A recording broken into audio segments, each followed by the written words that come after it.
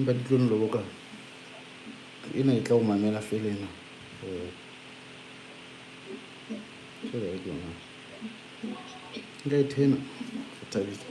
Can you do that? Oh my God.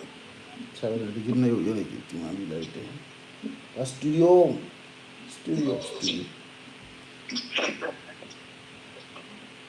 Okay. Because of one. Oh my God.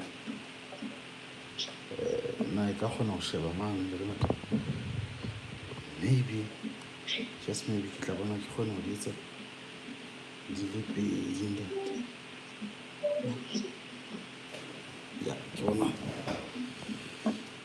yeah, it's business.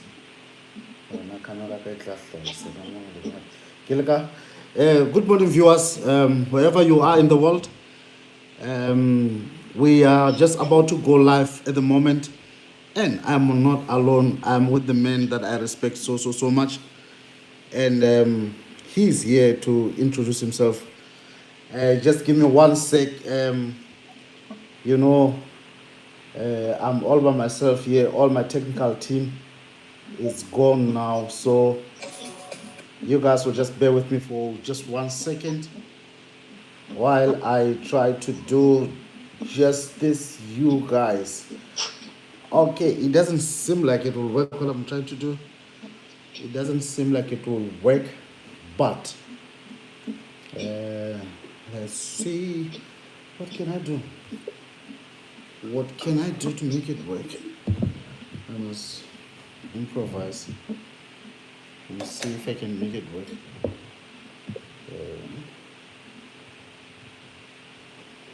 Yeah.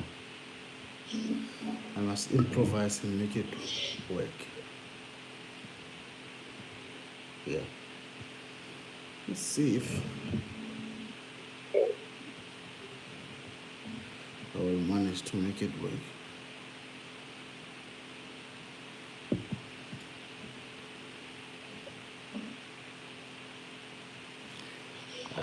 So you guys,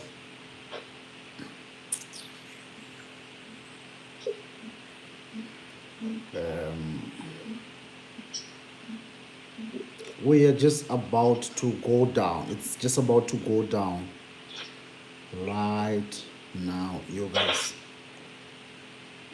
It's just about to go down, you guys. It's actually just about to go down, you guys. And I don't know why it's not working for me. Okay. Matela will do this another time. I just wanted my viewers on the other platforms to also be able to see you. I will try my level best, but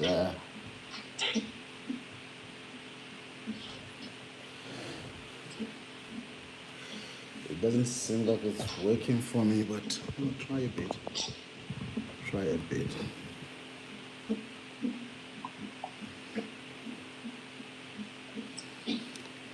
So I just hope there's not going to be an echo.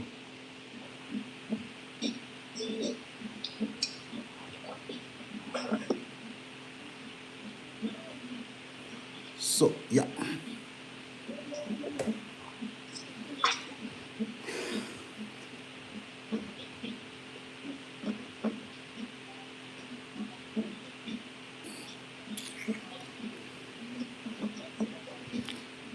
I'll have to just let go of it, Matela. I'll just have to let go of it, and I'll have to figure out something another time.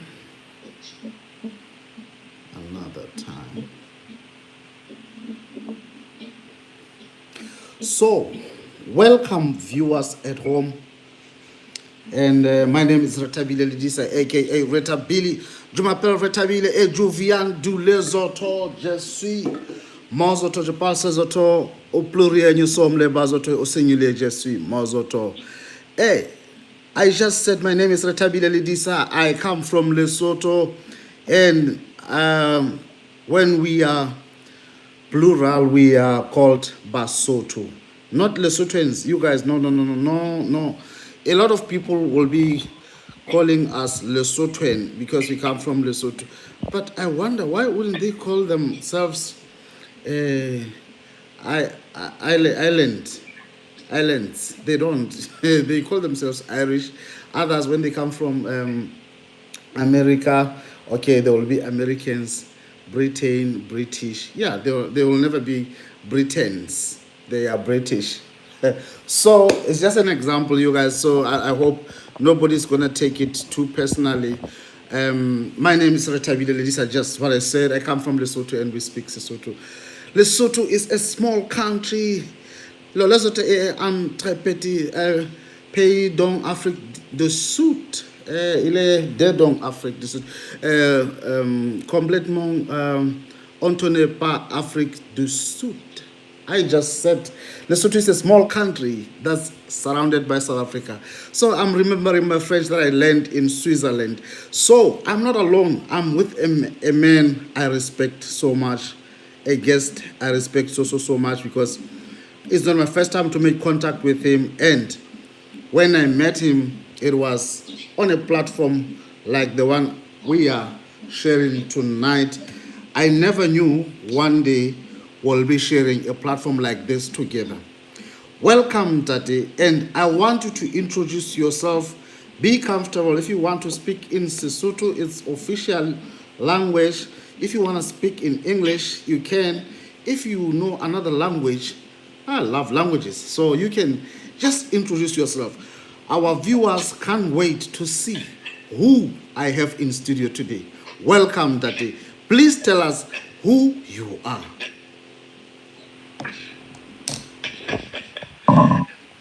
Thank you very much, Lelisa, for the invitation.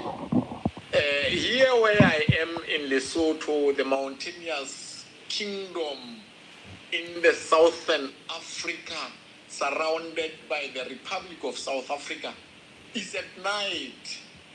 And I would like to say good evening, all the viewers of Retha-Billy Lelisa show with Moorosi Matela. Moorosi Matela is a counselor, also a pastor, a PhD candidate in the biblical counseling. So I'm still pursuing my studies, whereby by November I'll be graduating, then starting being called Dr. Matela. But as for now, I'm still Mr. Matela, who is pursuing the studies in biblical counseling. And because of the challenges that we experience around the world, whereby we see people are under pressure of a lot of things which do not make them feel stable, things which do not make them feel themselves. We hear some killings, we hear some riots, we hear a lot of things, and in those things, a man is involved. When I'm talking about a man, I don't talk about the male or female. I just say a man because it involves both male and female.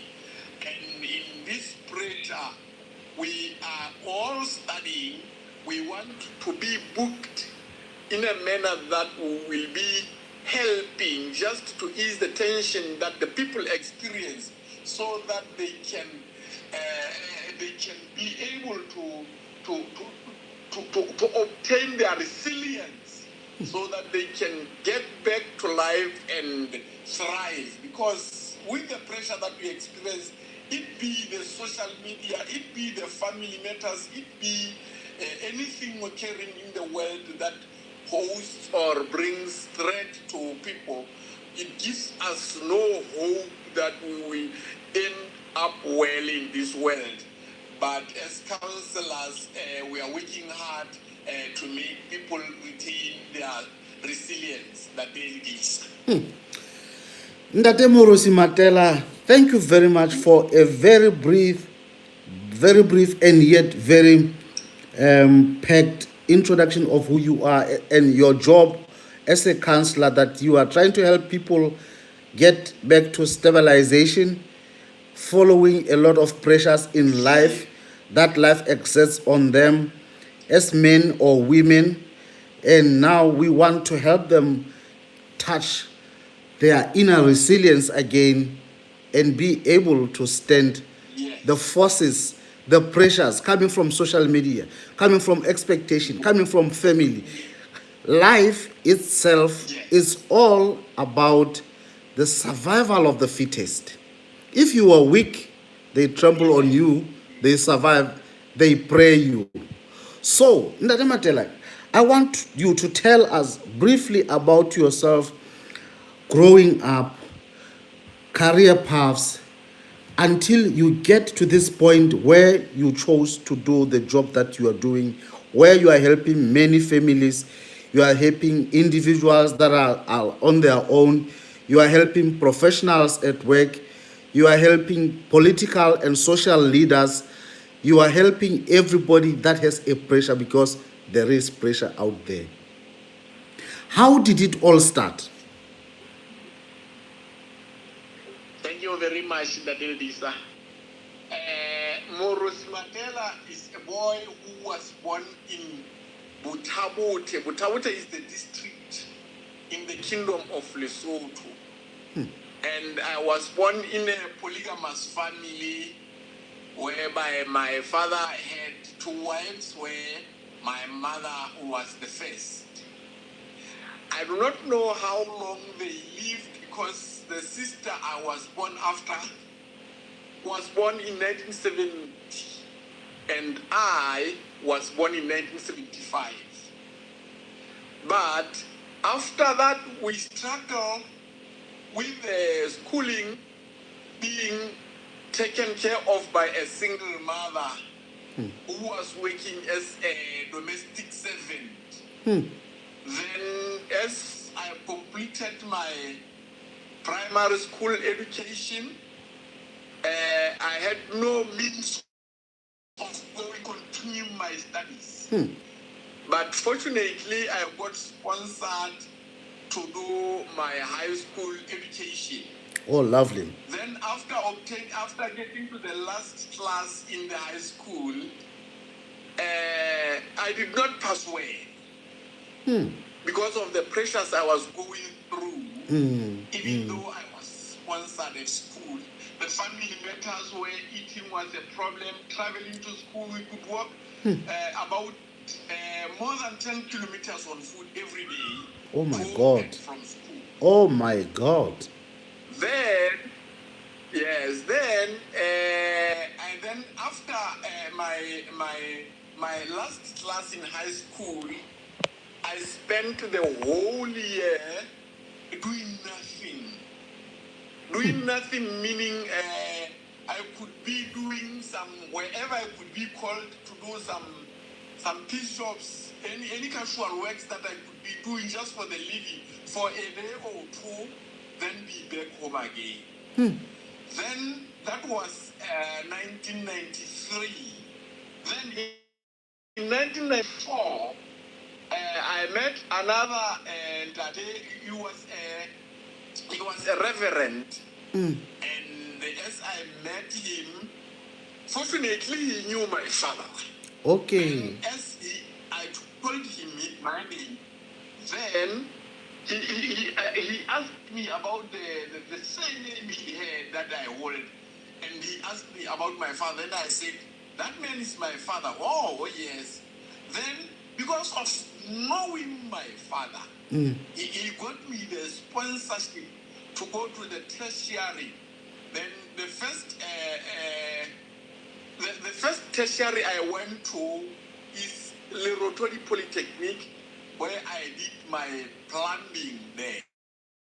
Holy. And I studied plumbing. I did not know plumbing anymore.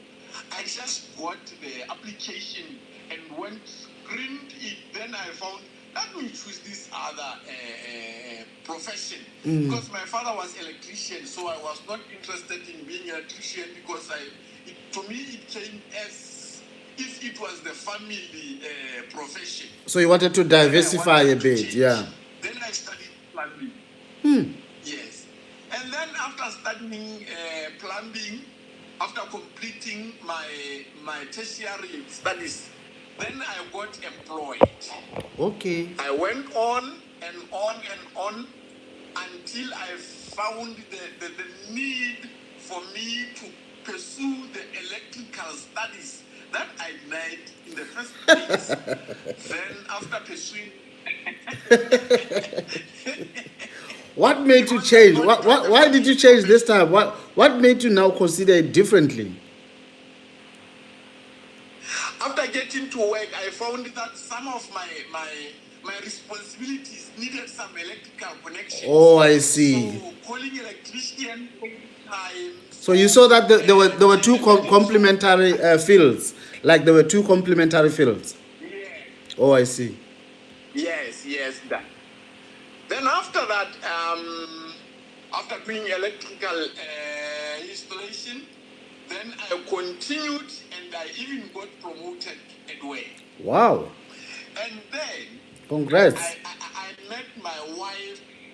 I met my wife. She was then my girlfriend. That was 2000. That was 2000, if I remember. But we met in 1998. Okay. And we started dating in 2000. Okay. Then in 2000, she suggested that we go for premarital counseling because she had another counselor on radio talking about the battle between the spirit and the soul. And then she suggested we go there. We did go, and we spent the whole year of 2002 as the trainees in that premarital counseling. Okay. Then from 2002, then in 2003, we got married. Oh, lovely. And the counselor crowned us the first people to complete his sermons, his studies, and get married. Wow. Because sometimes others could leave before they could finish. In a hurry to get married. Then, because of, yes. Okay.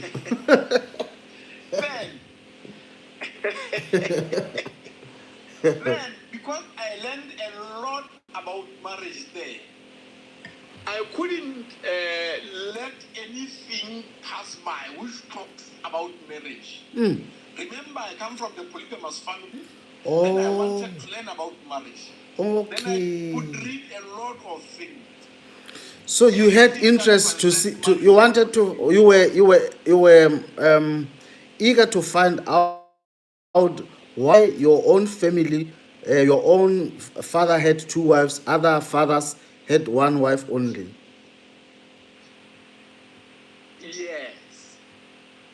Yes, Daddy. Then after that, we had another male from Ireland. She joined the company that I was working in, the institute that I was working in. I was in the department, maintenance department. Okay. And she was the administrator there. Oh. Then, because by that time, that was 2012, I had access to internet that time. Then I got some books in the line of Amazon books. Oh my God. Then, yes, that. And as she went home on holidays, then I asked her, I begged her to get me some of those books from Ireland. She did. In 2012, when she comes back from the holidays that she went in 2011 December, then she brought me those books. Then I read a lot of books to understand about the marriage. That is where these things started. Okay. Then after learning a lot, I took a very long time being self-taught. Okay. Then I could be on national radios in the country. I could be invited to some forums where the couples were invited so that we can share And by that time, I was still self-taught. Mm.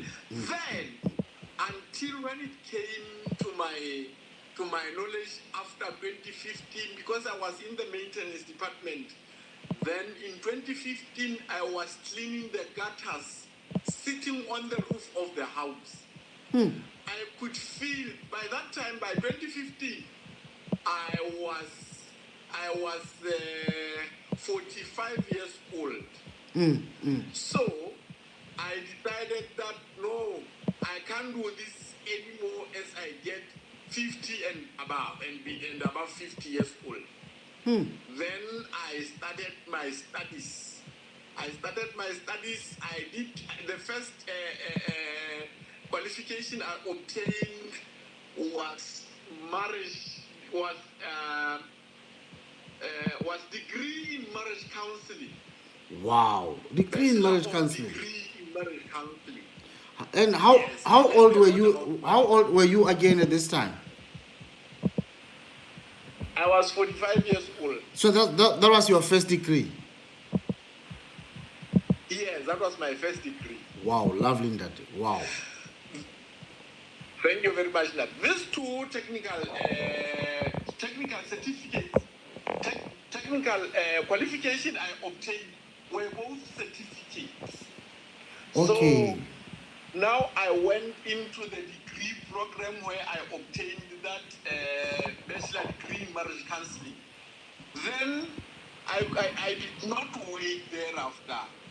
I continued master's degree in biblical counseling. I left this marriage because I learned a lot about the marriage, but I wanted to be a counselor where I could not fit only in marriage. I could fit in any field that needs counseling. Oh, I see. So it was like now moving to a generic practitioner now. Like a general practitioner. Yeah, I see. Yeah. Yes, Dad. So after obtaining my master's degree in biblical counseling, then I decided not to stop again. Then I popped into the PhD program.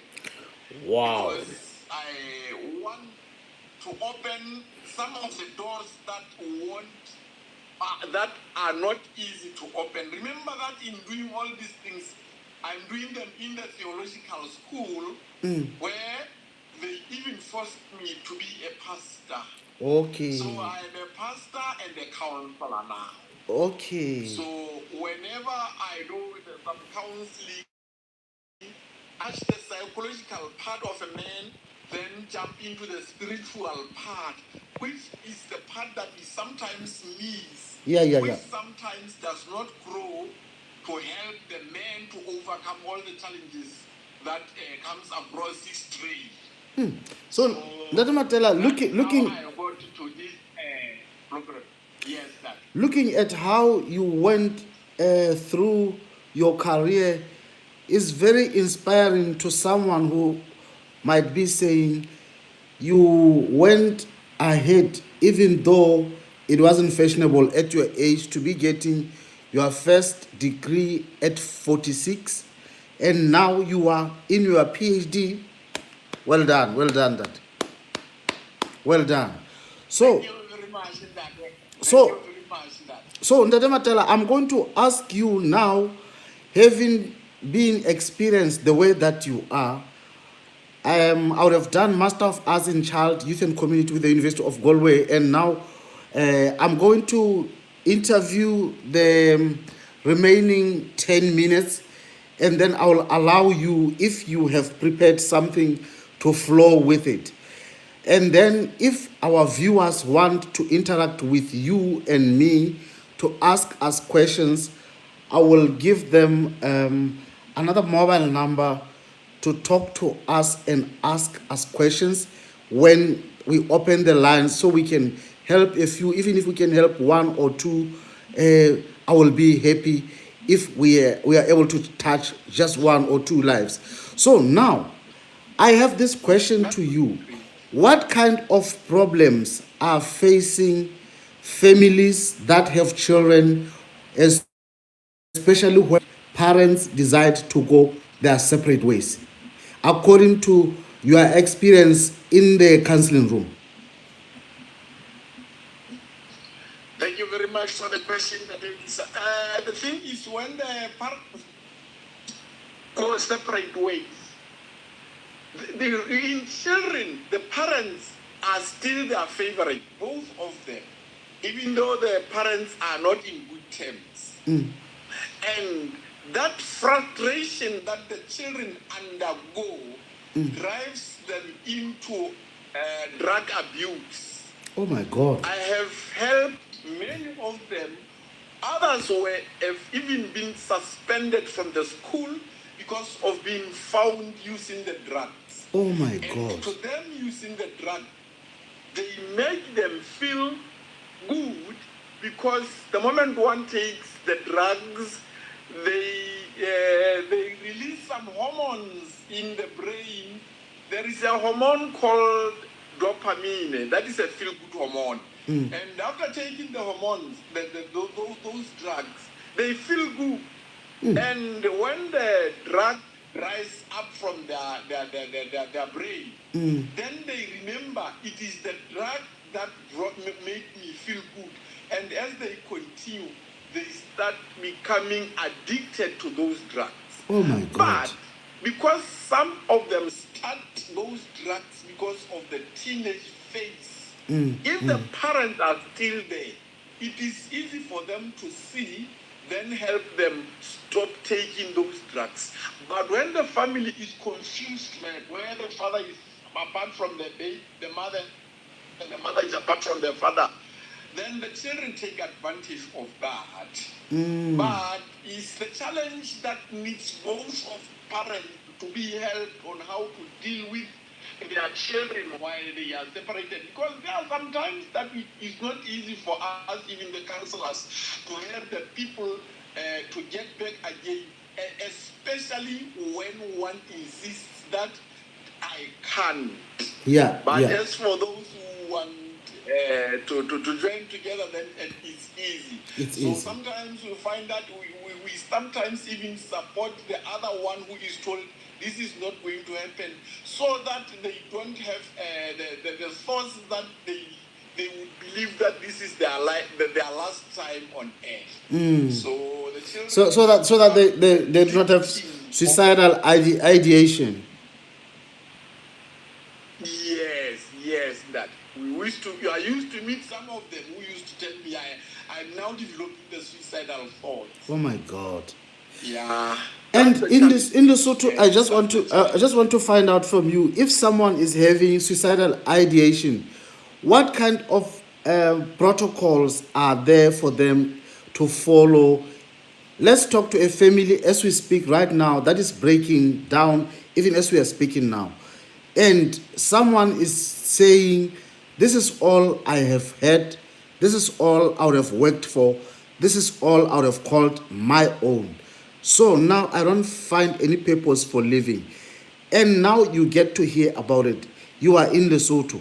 What is the protocol to follow when someone tells you they have suicidal thoughts?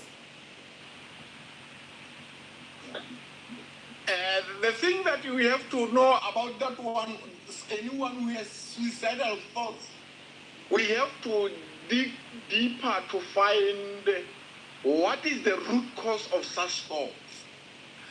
And most of the root cause are hopelessness, because they believe that there is nothing that is left for me. The only thing left for me is to live this earth. So after hearing that, I, as a counselor who is the pastor and the counselor as well, I use both psychological means and theological means to give both his spirit and his soul the energy to really boost, the energy to get back to where they thought things are ending now, just to give them hope. Because sometimes when other people are in trouble, they even forget that God is there to rescue them. Yeah, okay. Jesus Christ in the book of Luke, chapter 18, verse 27, it says, what is impossible with man is possible with God. Thank you very much. So Yeah. these are the food. Yes, sir. So you try to address the spiritual side of things as well. So now, when it comes to referral systems, how is someone expected to refer a person who has suicidal ideation in Lesotho? Yeah, we have some doctors who help them with because some others become mentally affected. I, as a counselor, I just work with this one just in the subconscious and in the conscious mind. But there are the psychiatrists whom we refer them to them so that they can even prescribe them some medication that helps them ease the tension that is accumulating inside their minds because Yeah. of the depression they are undergoing. Yeah, yeah. So such references help us rescue their lives. Yes. So if now, let's say, these are not adults that have been affected so negatively, or so that have been impacted so much by the decision of parents to go separate ways, has there been any instances where you've come across young children, teenagers and below, who have been affected by this so much? And would you say the court systems do have a chance, when they award custody, to get the children to participate according to, of course, their age, to say, between mom and dad, who do you want to live with? Do you think the children get that chance to participate and make a choice? Or is the judge only making a choice regardless of how the children feel? No, as the courts award custody to the parents, it depends whom the children have been with while they were undergoing this rough patch that made them feel like they need to separate until they divorce. And the court just gives them that when the children are 18 years old, it is then that they can decide with whom they can stay. But in doing so, it doesn't soothe their emotions. The pain still deepens. And the course of law just look at the matters that we have some evidence why they should separate both parents. But as a matter of that, we as people are built in tripartite, which is body, mind, and soul. You'll find that they just look at what the body just wants to do, which is separation. But as the matter of mind, the thinking part, the mindset, I think there should be some counselors in the courts of laws whereby all these people, as they undergo the challenges, they should be referred to the counselors. Because sometimes the families become influential to the couples not to stay together, just because some of them even gain some benefits from their daughters or sons. So they can't help them to maintain their marriages.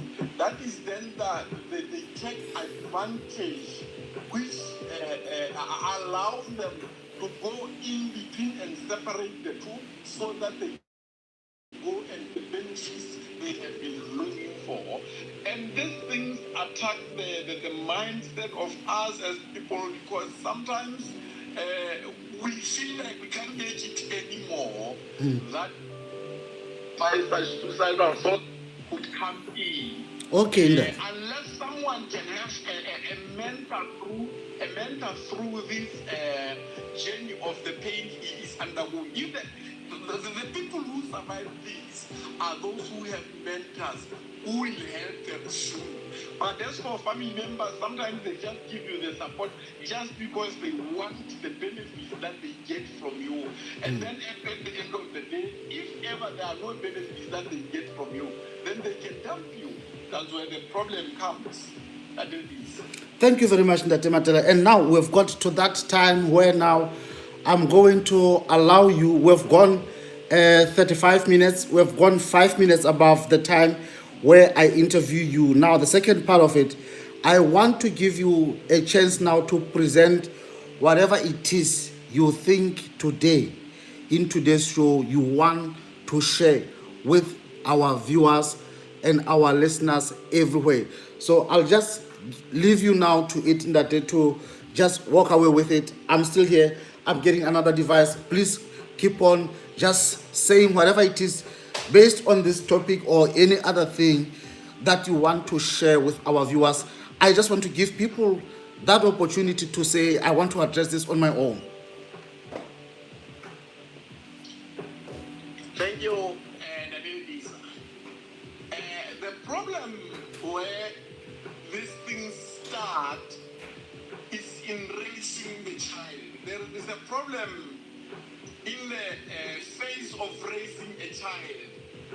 Then if there are some things that children need during their phases of growth, whereby sometimes they divide it in sevens, whereby the first 7 you have to teach the child, then the second 7 you have to watch the child grow, then the third 7 you have to instill something new that will help the child to be independent in the near future. When I'm talking 777, I mean the first 7 years, the second 7 years, until the child is 21 years old. Then the other challenge comes when the children do not receive a good upbringing. Sometimes you find that the childhood training doesn't help the child to be independent in the near future. And the children experience some dark sides, which are the disadvantages they come across as they grow up. And as they experience some dark side, these dark sides attack them whenever they get to work, whenever they get into marriage, wherever they get. You find that there are some missing parts or some missing elements that could have been instilled inside children while they were growing. So as long as we can come together to fight whatever affects upbringing of the children, then it is then that we can succeed, because children are the fruit of the womb. God just gave us children so that we train them, so that we make them the better future leaders, so that we model them in the way that as they grow, they will be stabilizing whatever is trying to cause fracture to the world. And as long as we can take care of the children, take care of their upbringing, take care of all their basic needs, and train them in that manner that we inaugurate them, we introduce them into the world that will help them be independent. I do believe that in doing so, because that is being instilled in their development phase, and as they grow up, they become a good and well-expected adult who can bring change wherever they are. Look now, the world you are in now. You are far from the mountainous kingdom, but you are excelling there where you are. Why? Because of your upbringing that made you be strong and be independent. So we should best target it from the children in their upbringing, so that we end reaping the fruits which we won't regret why did we ever plant such fruit. So, Ndade Matela, you have touched on very important matters of interest to me as the expert for children's issues. You talked about taking care of children. And this is a topic that's closest to my heart, especially coming to the mountain kingdom where I grew up. And I know what is happening in the community. You will find someone calling over the radio to say, can someone help me find my missing 2-year-old boy? Their Facebook picture is so and so. Why is there no laws to make it an offense punishable if a parent or a guardian is leaving a child not properly cared for, so much so that now they will end up being lost, and they end up not being knocked by cars, getting in accidents that could have been avoided? Ndade Matela, do you think there's something missing in our law? I'll say to you, here in Ireland where I am, there is a beautiful law called Children First. From the name of it, already it says we put a child ahead of everything. Why? Because a child cannot take care of themselves financially, socially, emotionally. So a child therefore needs to be protected not only by the community, but primarily also by the parent or the guardian. So would you say our law still needs a lot of strengthening, or is it strong enough? There's only poor implementation to it when it comes to the safeguarding of children and their protection.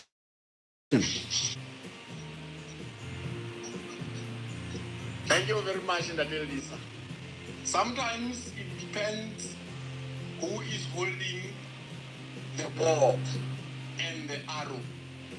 Because anyone can hold the bow and the arrow, but miss the prey.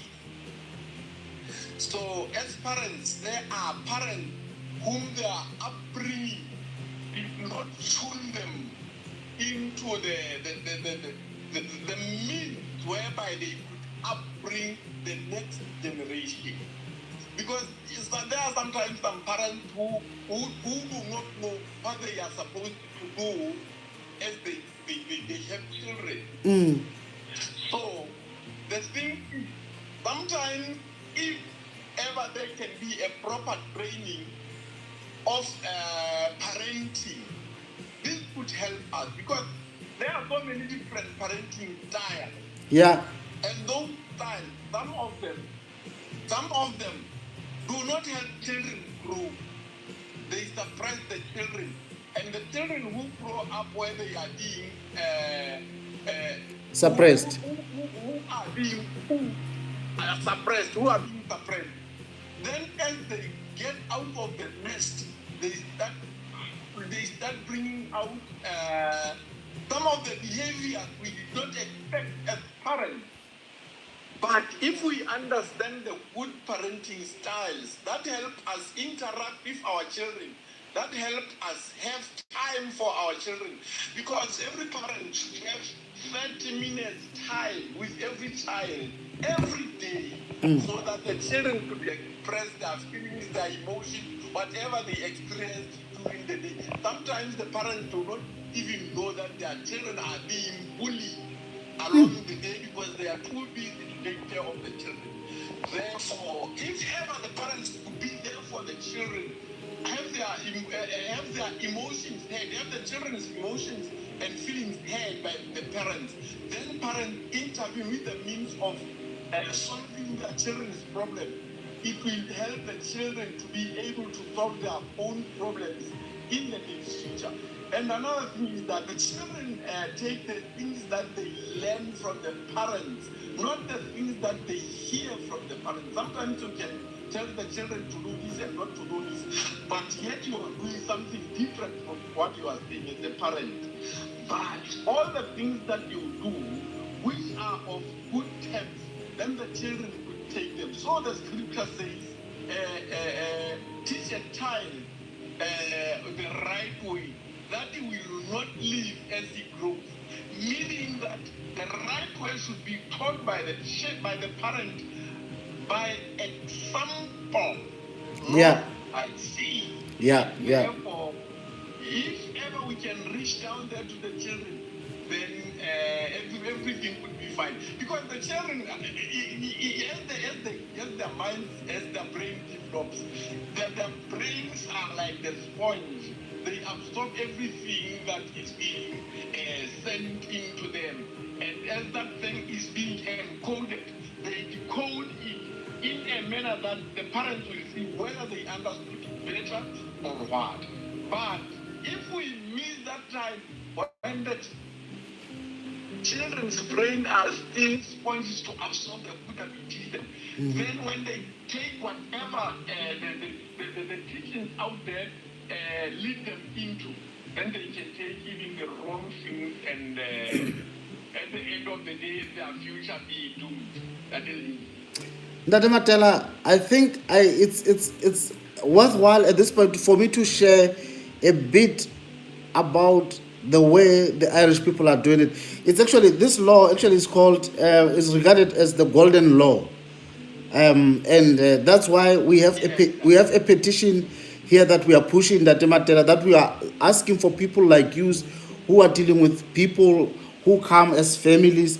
We are asking that people can just sign to request the Parliament of Lesotho to benchmark their law called Children Protection and Welfare Act of 2011.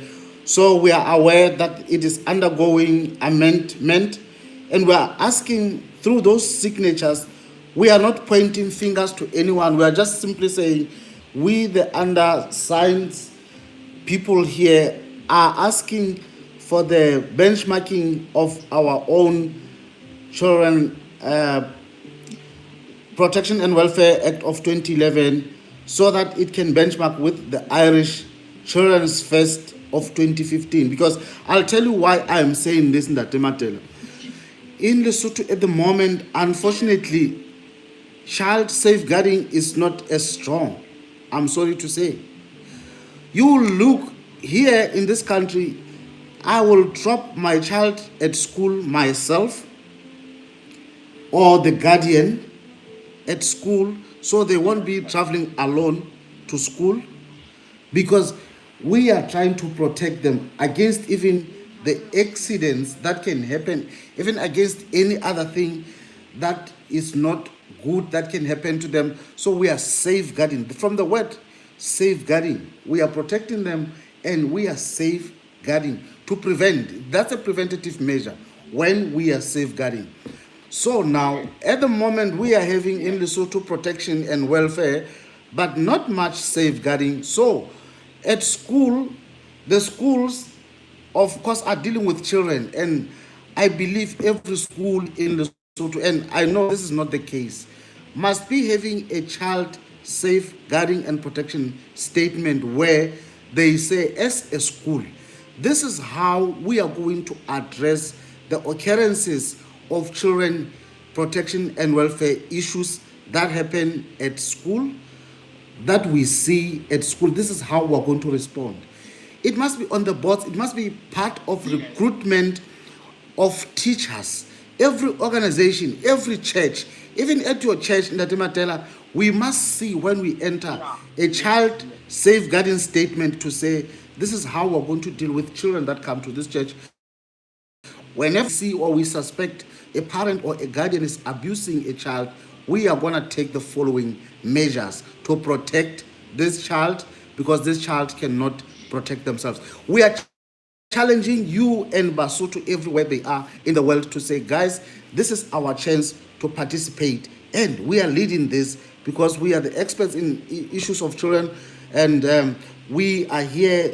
We are able to see good things that we want our country to also emulate. Are you able, Ndate Matela, in your platform at church, to talk to parents to say, parents, can you sign the petition? We will send it around.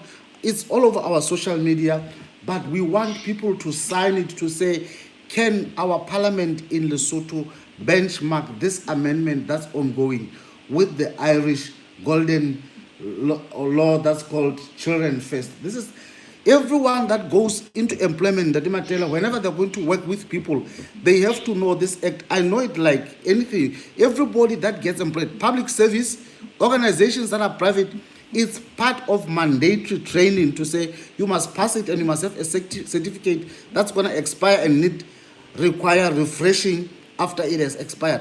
So this is how serious we are trying to protect children in this country. Is it something that we can ask people through their signature to support us, even as we write to Parliament, so that we can make a contribution? You understand that we are participating as the members of the community, as the members of the society, as the Basotho-loving people. We are saying our children are not protected enough in terms of safeguarding. It must be a mandatory, obligatory. If you don't do it, then you are committing an offense, because that child cannot protect themselves. As the members of the community, we know children that are being abused in our communities. Those that see it must be made mandatory. So, Matela, I'm putting a request to you, not because you are on the show with me, just to say, please, can you help us? We have already pushed about over 300 signatures. We want this thing to fly now that we are talking about it. We want it to fly to our radios to say, can we sign this petition? That is not accusing anyone. That's just asking Parliament to consider our input and our participation. So my question was, do you think it's something that we can do? Yeah. That thing can happen, Lelisa, as long as maybe if I could have that copy. Yeah. Go through it and see some of the clauses. Yeah. That I can put before, so that they understand those clauses help us push the mission, so that everyone could feel is the tax-paying part in making everyone aware that we have to take care of upbringing the children. Yeah, we will share the petition, and then we'll share a summary of this law that we're talking about that's called Children First, because it's such a beautiful Irish law. They call it the golden, and I also agree, it's a golden law when it comes to protecting children, because it makes it mandatory. Even you are failing to be employed, you cannot start employed if you are failing that training. If you're not passing it, you cannot start work. So it says whenever you see something happening to a child, or you suspect something is happening to a child, you know what to do. Yes. So, Matela, we have now about 13 minutes remaining.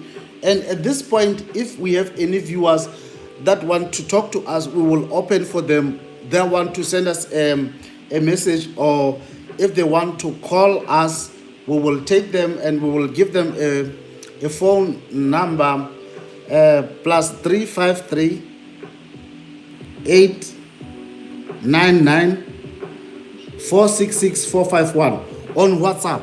If you want to talk to us about anything that we have discussed right now, please contact us, myself and Daddy Matela, the counselor and PhD candidate with counseling psychology. Please contact us on WhatsApp. We want to hear your voice when you talk about these things. Ask us a question. Give us a comment if you don't have any question. The phone number is plus 353 899 466 451. Plus 353 899 466 451. Please give us a WhatsApp call there. Give us a voice note. Give us anything that is, give us a text. We can read it here before we finish in the remaining minutes that we have. So, Ndata Matela, can I ask you now to talk about your business, about the job, the work that you do, where people can find you when they want these counseling services that they had you talk about the marriage, not only marriage now, about anything that affects a human being. Where can they find you? Where are your what are your contact details? How do you work? Do you work by appointments only, or is it walk-ins as well?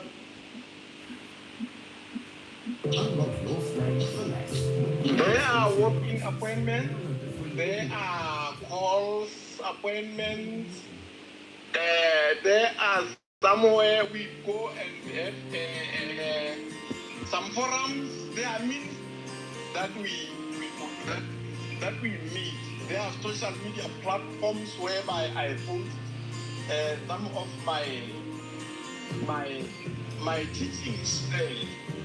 And as for now, I'm still preparing to expand this service whereby soon I will be offering the massage and the Lovely. sauna services. Lovely. Which will help ease the tension after the country, because whoever has been undergoing depression, at the end of the day, the body becomes challenged with the stiff neck and the painful back and the hands which are not strong enough to carry some food. Yeah. Therefore, I'm going to offer such services very soon to my clients, so that after offering some counseling, then they can go for the massage and the sauna. Or sometimes others can come even for massage and sauna, then go without the need of counseling. This is how we have set up our business, the way it is going to work, and is on the watch out now. Yeah, thank you very much for talking about this. Are you able now to give them the phone number they can call, the handles of your social media platforms, your Facebook, and anywhere else that they can reach out to you? Yes, my Facebook is Moorosi Matela. Moorosi. Matela.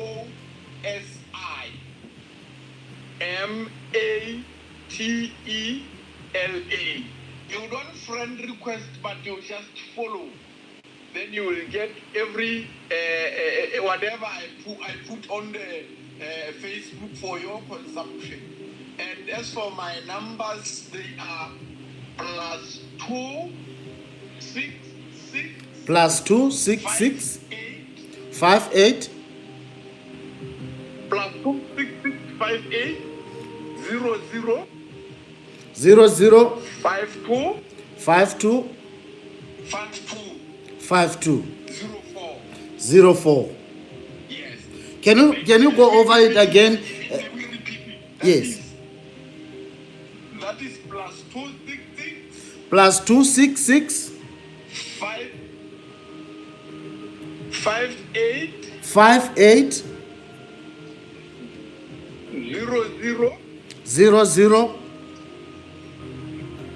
52 52 04. 04. And the number even has the WhatsApp. Yes. Okay. And the number even has the WhatsApp for anyone who likes to contact me on WhatsApp. Okay, Ndade Matela, thank you very much for sharing all of this beautiful stuff with us, and for sharing your contact details as well, and for people to now know that they can get you on Facebook as Moorosi Matela, and you spelled it Moorosi, Moorosi, and Matela as Matela, Moorosi Matela, and that's then they will come across your pictures in the profiles, I think.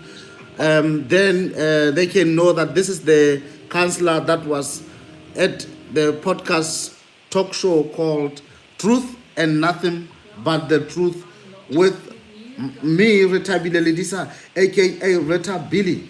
So, Ndade Matela, Yes, sir. as we close, in your closing remarks, unlimited, what would you like to say to the viewers about anything that you want to say to them about. You want to encourage them, you want to call them to your services, you want to take them to participate, to challenge them to participate in making the world a better place. Anything you want to say to them.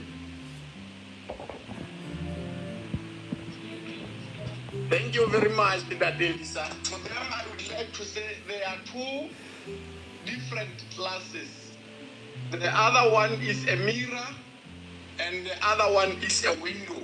When you look at the window, you see through the window. But when you look in the mirror, you see yourself.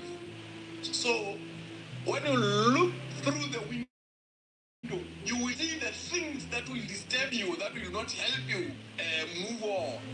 But when you look inside the mirror, you will say, I can make it. Then by so saying, I want to rest assure you that really you can make it.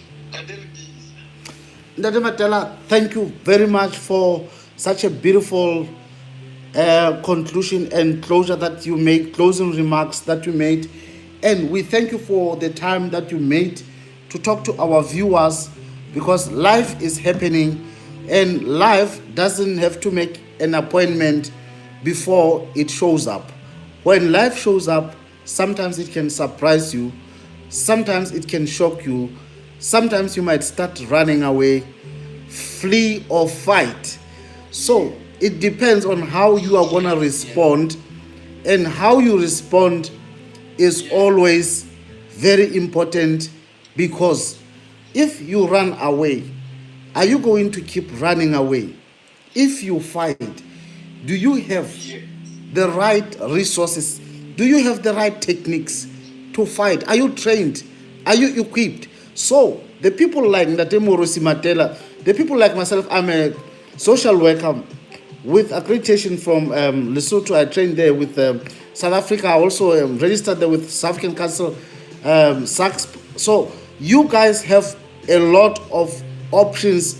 You can book an appointment with us if you want a therapy. We do have a service that we call Goodly Heritage Therapies, and we do offer it virtually, very securely.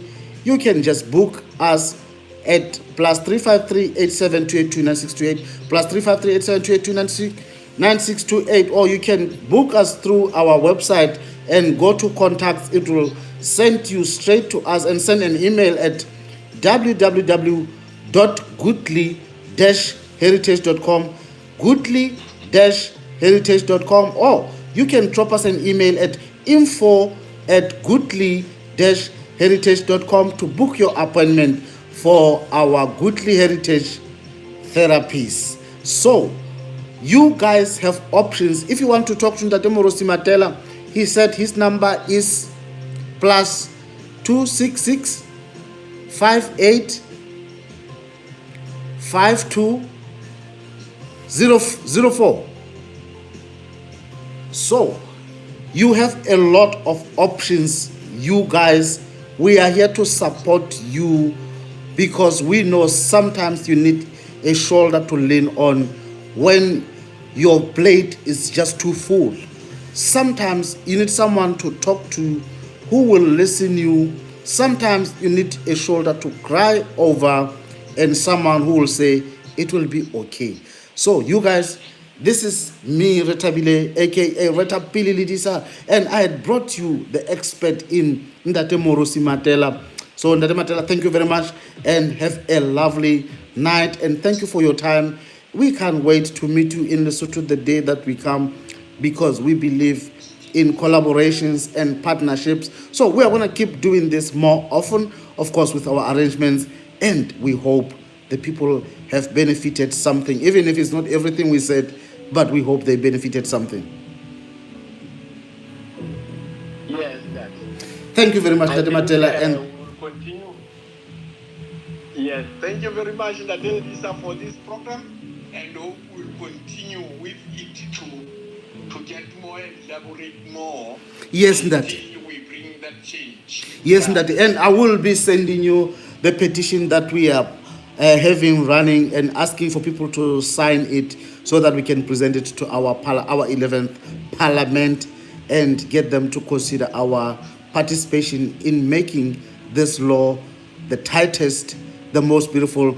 Let not only the Irish one be referred to as the golden law, we also want that Lesotho one to also become the golden one. Thank you very much, Ntate Matela. With that said, bye-bye, Ntate. Thank you. We'll talk after the show. I'll talk to you on your... Bye-bye, Ntate. Bye bye. Thank you, Lelisa. Bye, Ntate.